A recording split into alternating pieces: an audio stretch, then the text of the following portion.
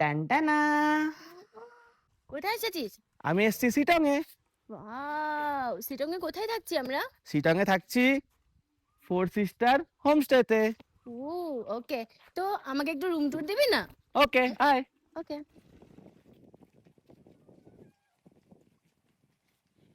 আমরা থাকছি room number 102 তে।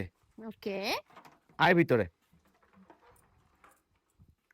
রুম ট্যুর দিতে এসছি, কিন্তু দেখ কি কাণ্ড। এই মানুষটা আমাদের সাথে সাথে ঘরে ঢুকে গেছে।